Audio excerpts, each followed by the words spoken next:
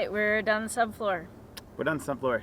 We've measured square probably 20 times, and now we need to do it one more time now that we've got our sheeting on to make sure that everything is square before we start laying out our plates. So we're going to do a layout with chalk line where all of our plates go, and then we're hopefully today going to be getting our plates down, at least some of them, to kind of identify where our butt and through walls are going to go. Let's get to it. Yeah.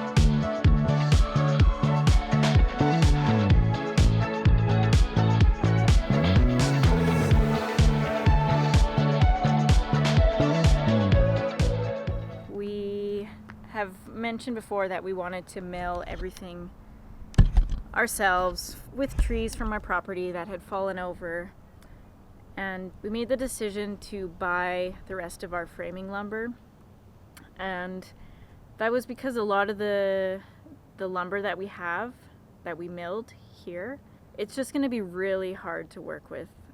A lot of it's twisted, the sizing is a little bit off, and they're not matching between all the pieces. And it's just going to be way too hard to build with it. We don't have a lot of time. It's already the beginning of August, and we don't have our walls up. We need to make some progress, and we just don't have the time to be fiddling with the lumber. So the prices have come down enough that we could justify buying the lumber. So we went out this morning and picked up everything that we need for the most part.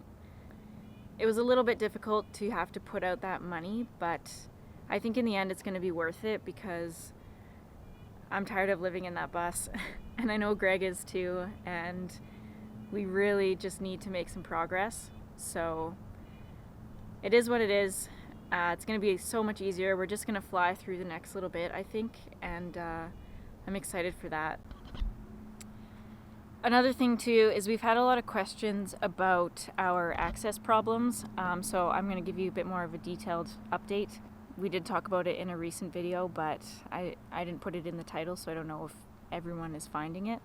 So we haven't figured out our access issues yet. We know that the culverts are undersized and they need to be replaced. We were prepared to do one of them, and then there's another creek that would be a huge job. It's like 40 feet deep. It's a huge project. It's going to cost hundreds of thousands of dollars. At least that is what the government is telling us. And they don't want to let us do things in a frugal way either, which isn't really annoying. So we decided to just keep building because the real estate market is crazy. Like, we want to be debt-free. We're really close to being debt-free and paying off our land. And we have a small loan for building the house, but because we're doing everything ourselves, we're able to save that money. So we've had meetings with the people involved for the most part for the road stuff, and they are supposed to be getting back to us with more information, but we never hear back from them. So we're just kind of waiting. I've put a lot of energy into trying to figure it all out and contact people and get somewhere, and I don't have the energy for it anymore. I just don't care. Like, take out the culverts, block us in here forever. I don't care. I've got a Jeep.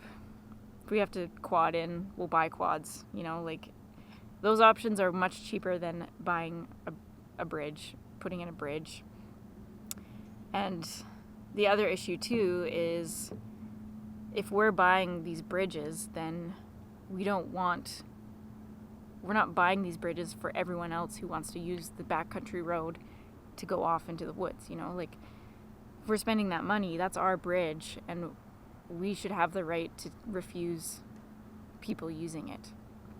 So yeah, that's the update. We're just waiting, and we've explored other options to access our properties from different areas, and all of them have fallen through because we're up on a rock cliff. And yeah, that's that. Just playing the waiting game. So we'll keep you guys updated as things unfold with that. If anything happens, I don't know. They're supposed to be working on the upstream washout this summer, but I think because the fire risk is so high right now, I'm hoping at least they're not going to be working on it. So yeah, we also suggested changing out the culverts so that it could coordinate with their work, or even if we were to be proactive and switch out the culverts before they wash out so we're not stranded. And they said if we were to do anything to that crossing, then we're going to be responsible financially for upstream where the washout actually happened. And they're planning to rip everything out, put in some landscape fabric or whatever, and then rocks on top of that to stabilize it, I guess. But I have questions. Because the same work has been done elsewhere in the area, and you can see it's all washing away. You can see exposed landscape cloth in the stream bed, and also drought. Like, we're facing pretty crazy drought right now, and they just rip out the trees and put in boulders. That's not how you stop drought. That's how you evaporate a stream. You need to have trees and vegetation to shade it and keep the water temperature down, and have ground that's going to absorb the extra water when it's there. And yeah, it's crazy to me, but I don't know. I guess they know best. Okay. I've got to add to Katie's little spiel about our access. We're continuing to build because we don't have any fear. At least we're trying not to be fearful of the outcome of what could be.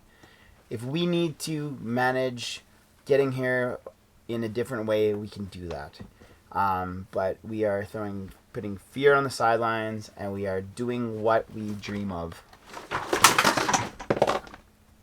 Pooey! I've never built a house top to bottom before. I've helped. I've been in the trades for a while. I feel like I have the ability to do this. Katie's never built a house before, and it's awesome seeing how quick she learns about everything that we research in order to build this house together.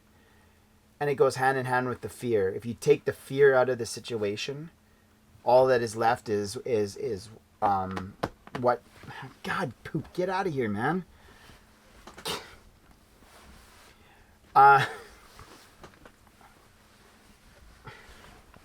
She's not afraid. She's not afraid. If you take the fear out of the situation, you're left with reality, really. And the reality is that our home is being built. Things are moving in the right direction for us. We're putting positivity out into the universe. And it feels like we've been on the top of a really, really good wave for a long time. And we're getting really good at staying in that position, metaphorically speaking. So... yeah, we may not always have access to our home with a vehicle, but we will always have our home because we own this land and we are able to be here. So, don't be fearful. We're not going to. Promise.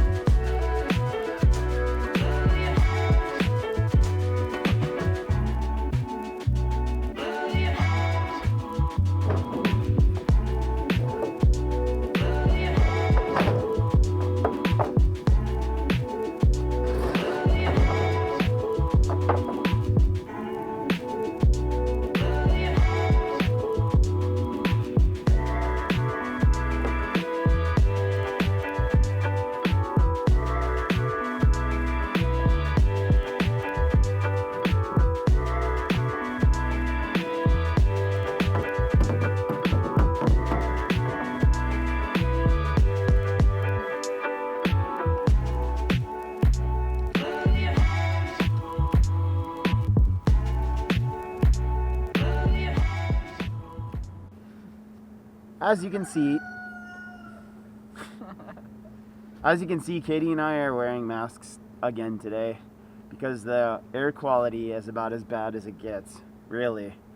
I'll post a quick little picture of had a flashlight in the dark, and you could see all the ash floating around. It's nuts how much ash there is in the air and how poor the air quality is right now. So, but that's not going to let us. That's not going to stop us from working. It's actually kind of nice and cool, which is a nice change, and we're supposed to get rain today. So, anyway, we made a difficult decision that was actually pretty easy to make after we made it. Stamp lumber. I milled a ton of lumber for this project, and I realized that the inconsistency of that lumber is not okay to use in my own home. I can use that lumber for a garage when we build it in the future, but as far as building a house goes, I need to use stamped lumber. So yeah, we're gonna lay out all of the walls again today, and hopefully we can get some plates down before we have to cover the subfloor for rain. Now, I've got a question for you, anyone who knows what they're doing. OSB, can it get wet? And if it can get wet, for how long? Because there's tons of conflicting information on the internet. Leave in the comments below what you think and what you know, and we'll go over it, because we're probably a month away from putting a roof on, ideally. And this is going to get some rain on it. So let us know in the comments below what you think. Let's lay out some lines, Katie. Yes.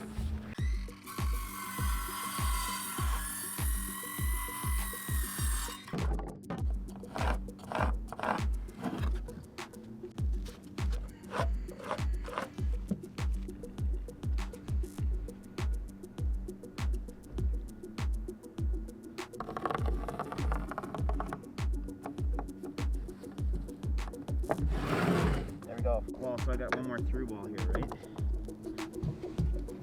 So that's as easy as taking this measurement there.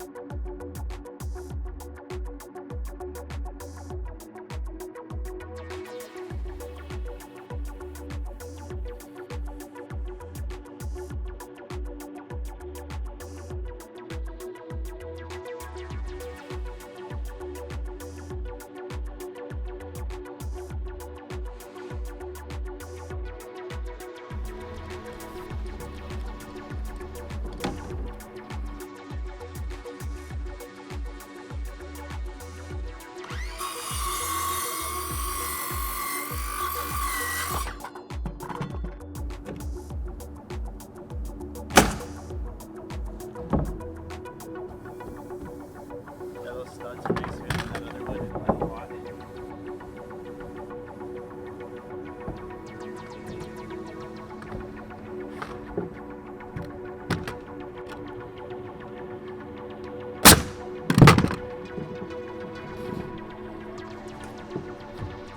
They're gonna give me a hard time.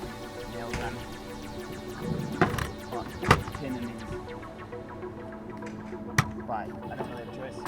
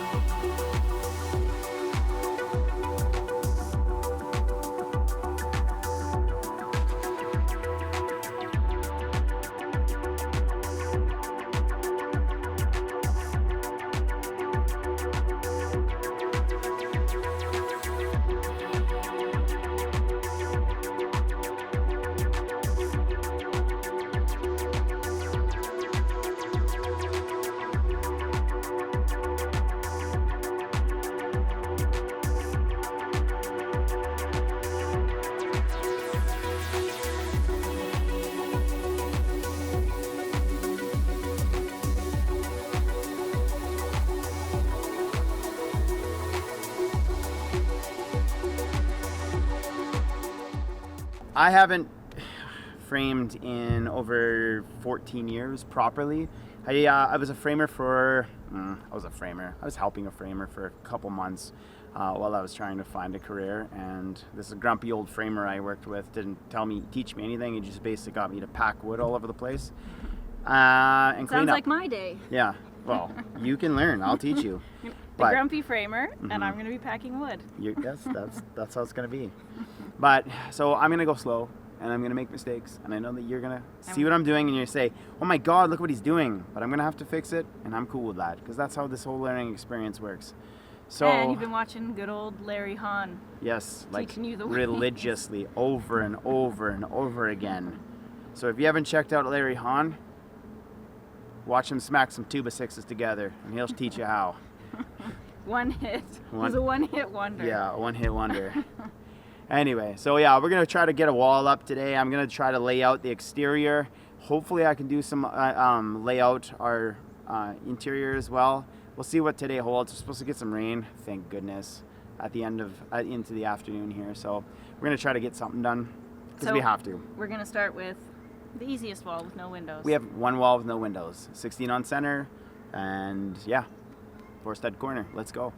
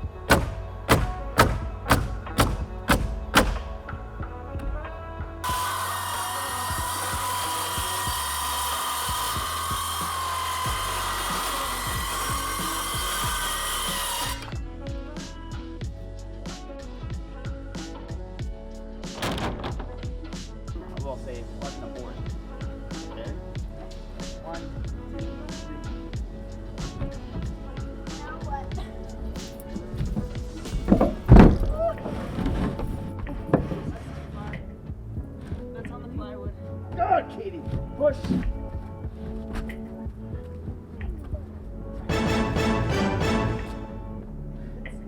Little bit by little bit. Nice and slow. Keep pushing. Everybody.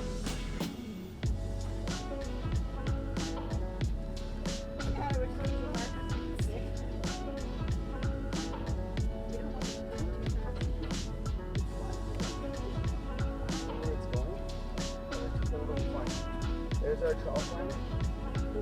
Hold it up. Okay.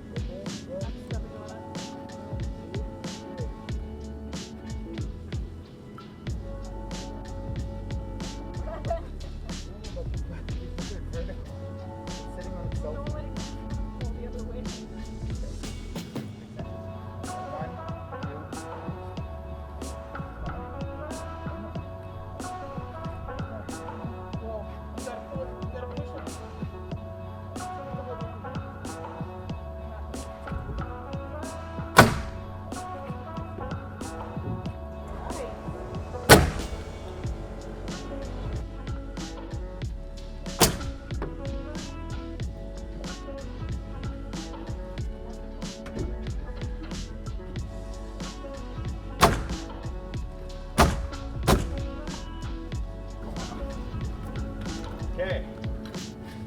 We have a wall. Wall. Wall Maybe one. a Is it humongous. level? It's not level.